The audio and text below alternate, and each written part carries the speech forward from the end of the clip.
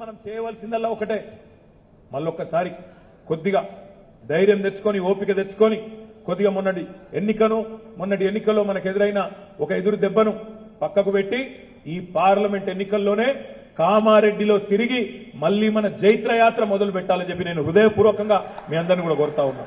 సరే, జరిగిపోయింది. దాన్ని మనసులోకి తీసేయండి.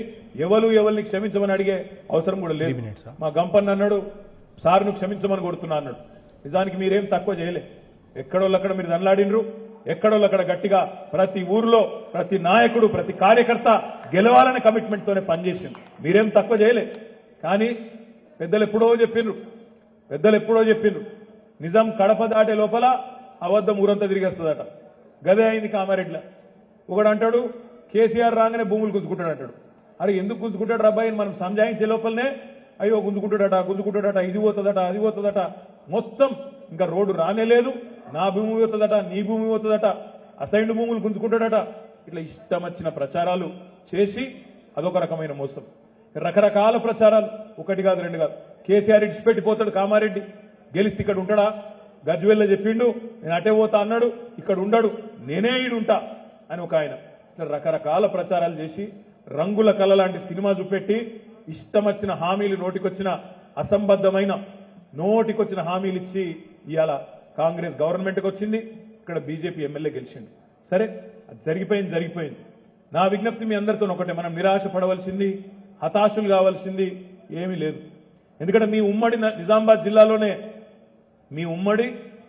జిల్లాలో 9 సీట్లున్నాయి. కామారెడ్డి నిజామాబాద్ కలిపితే 9 శాసనసభ నియోజకవర్గాలు ఉన్నాయి.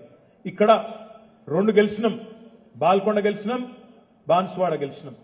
బోధన్లో 3000 ఓట్లతో ఓడిపోయినాం, జుక్కల్లో 1150 ఓట్లతో ఓడిపోయినాం, కామారెడ్డిలా 6000 చిల్లర ఓట్లతో ఓడిపోయినాం. అంటే స్వల్ప తేడా, ఎంట్రుక వాస్తోని 3 సీట్లు పోయినాయి.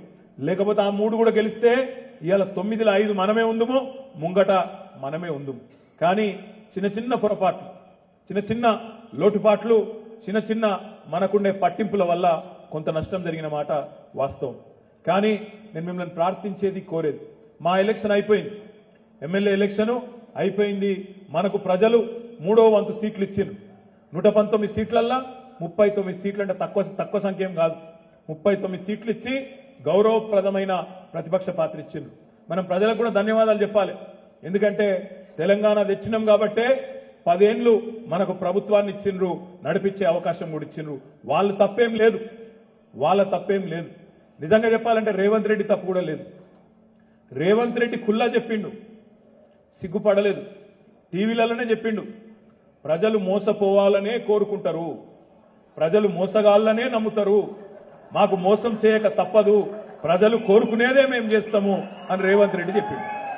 ఆయన నిజంగా చెప్తున్నాడు, నిజాయితీగా చెప్పిండు. మోసగాడైనా నిజాయితీ గల మోసగాడు రేవంత్ రెడ్డి, నిజాయితీ గల మోసగాడు. మోసం చేస్తా అని చెప్పిండు, మోసం చేసిండు. తప్పెవలది? మనం చక్కగా చెప్పలేం ప్రజలకు. ఇదే ముచ్చట మనం ప్రజలకు చక్కగా చెప్పలేకపోయినాం. ఎందుకంటే మీకు తెలుసు, పెద్దోళ్ళు చెప్తారు మన ఊళ్ళల్లో, గొర్రె ఎవరన్నా నమ్ముతుంది, మరి గదే అవుతుంది. మోసపోయేటోళ్ళు మోసం చేస్తూనే నమ్ముతారు. అదేం దరిద్రం.